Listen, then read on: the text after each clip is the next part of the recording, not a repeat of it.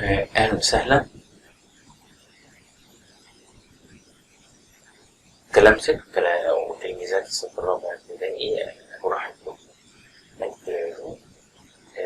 محاضرات المنهج التجارب بالمهارات وكيف تعمل الحواس وحاسة البصر، التواصل ونقل المعلومات، الحركة والتوقف، الطاقة والحركة، الطاقة والتصادم، الأنظمة الحية. ده أول واحدة، الأنظمة الحية. المفهوم الأول التجارب والمهارات، الثاني كيف تعمل الحواس، الثالث الضوء وحاسة البصر، الرابع التواصل ونقل المعلومات. أهم المشكلات تواجه الكائن حي وحياته، ارتفاع وانخفاض درجة الحرارة، ارتفاع وانخفاض درجة الحرارة، ندرة المياه وكثرتها، عدم توفر الغذاء أو المأوى.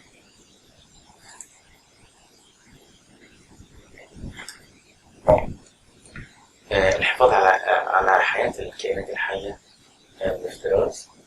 الزهر القطبي يمتلك فراغ أبيض، تغلب على انخفاض درجة الحرارة.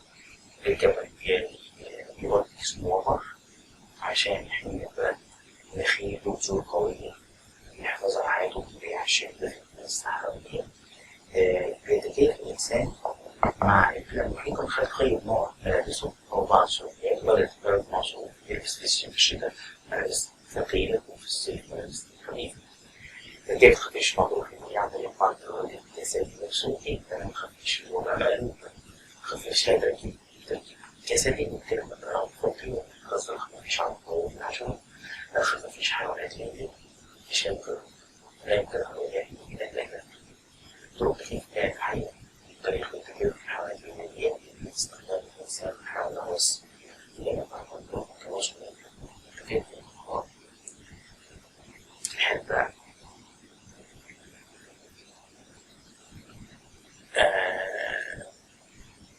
الكائنات الحية مثل الحيوانات والنباتات احتياجات أساسية لكي تبقى قيد الحياة.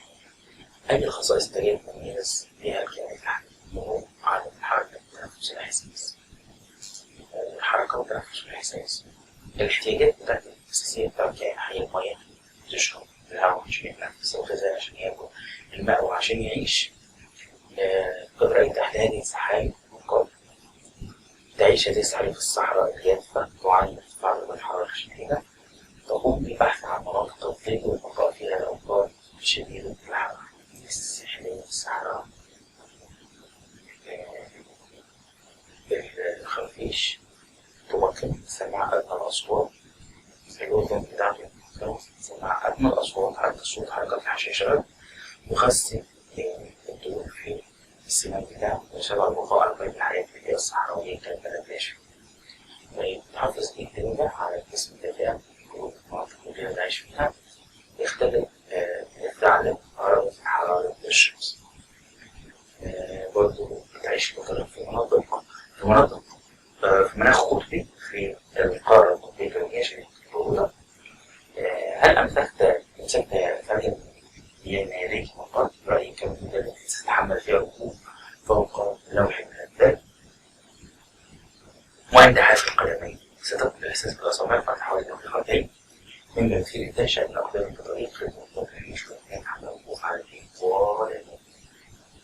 لماذا لا تتجمد أقدام البطريق؟ بسؤال مهم جدا. بالإضافة للميزات الأخرى مثل الريش الكثيف وطرق أسنان الوجود، في ريش كثيف في طرق أسنان الوجود، تظل أقدام البطريق دافئة فوق طريقة انتقال الدم من خلال الأوعية الدموية. دم دافي، دم بارد. الدم الدافي بيدفي الدم البارد. تلتف هذه الأوعية الدموية على بعضها عندما تلامس ضغط الأوعية الدموية في الحرارة الأوعية الدموية الباردة. يصبح الدم الذي يتدفق في الجسم كله بارد، والدم الذي يتدفق في الأعصاب دافئ، يمكن في الحفاظ على أقدام البطريق من التلف. كيف تساعد أقدام البطريق في البقاء على قيد الحياة؟ تتلامس الأوعية الدموية تحمل الدم الدافئ في أجزاء الذكاء. جسم الطفل مع الأوعية الدموية تحمل الدم البارد. المهم القدمين الباردين يمكن انتقال الحرارة إلى قدمه. لكن دم الأقدام الدقيق بسبب طريقة انتقال الدم داخل الأوعية الدموية. الفراغ الذي هو الخصم أو الفراغ الذي يغطي الجسم تحت طريقة انتقال الدم خلال الأوعية. أي انتقالات الشتائية هو اللي حاول تعيش في بيئة باردة. ارتفاع شديد وانخفاض الشديد. انخفاض الشديد تلك كانت حالة تكيف معروف في البيئات باختلاف تنوع البيئات الفلانية وتنوع الغذاء ولا كلاهما. اختلاف تنوع البيئات وتنوع الغذاء. تخفي في بعض الحالات تكون بيعيش في القطب الشمالي تخفي يمتلك فراغ قبل الكثيف يساعد على الشرب الدهون تخفي من الدهون والانقباض على الفريسة. ده اللي هو الدب البني بيعيش في الغابات يمتلك فراغ داخلي يساعد على تخفيف المشقات الأسنان. يعيش ده ثعلب الفنك أو الوشق المصري أو القط البري يعيش في الصحراء يمتلك فراغ داخلي يساعد على التخفيف في الصحراء. يعيش في الصحراء تمتلك حشيش ممونة يساعد على تخفيف الصخور الممونة خلال الصحراء. تخفي هو أحد أنواع التكيف الذي يساعد الحيوان على التخفي من حملة الفريسة أو التسلل من خلال الفريسة.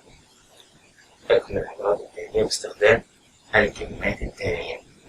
يساعد الفريسة الحيوان على التخفي في الصحراء. يساعد الحيوان على التخفي من الصخور على حركة الجو. يساعد الحيوان تعيش في كوب على التخفي من الفراء الأبيض. يساعد الحيوان على تعيش في الغوص على التخفي من الفراء الداخلي.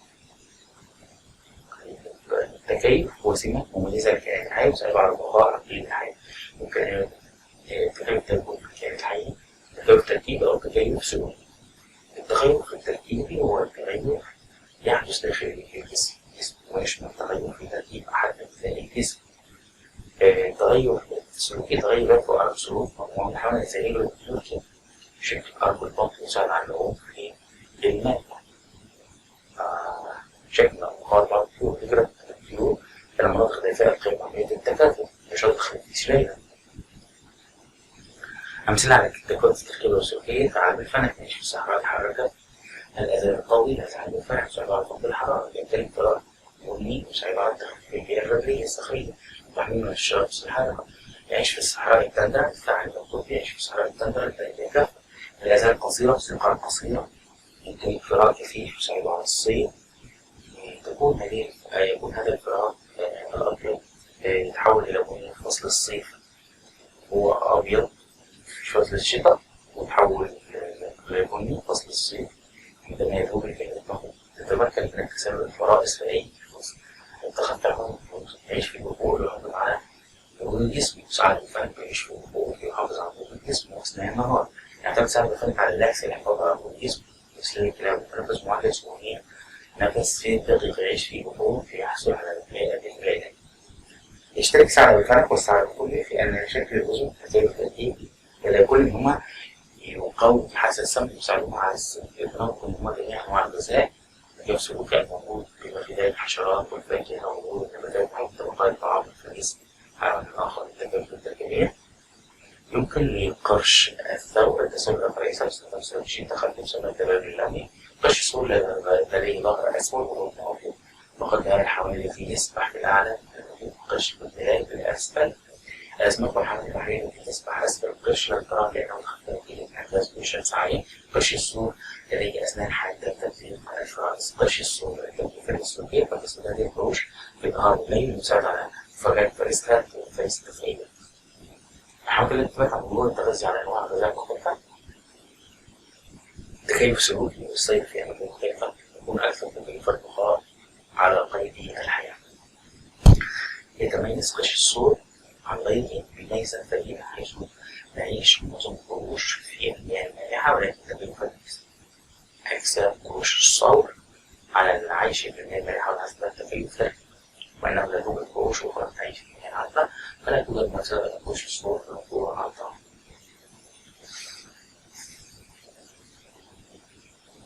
هكمل الجدول باستخدام على التكيفات التركيبية والتكيفات السلوكية. تكيف التركيبي وتكيف السلوكي. ثعلب الفنك ثعلب القطب في قرش الثور. الحيوانات تعيش في مناطق برية يكون لديها فراغ خفيف فراغ كثيف عايشين في مكونات جلد رقيق فراغ دقيق. الحيوانات تعيش في المناطق القطبية تعاني من مشكلة ارتفاع الحرارة انخفاض الحرارة النفسية عدم وجود انخفاض الحرارة. أما يساعد الحيوان على الشعور بالآلام القصيرة الآلام الطويلة الآلام القصيرة الفراغ الخفيف.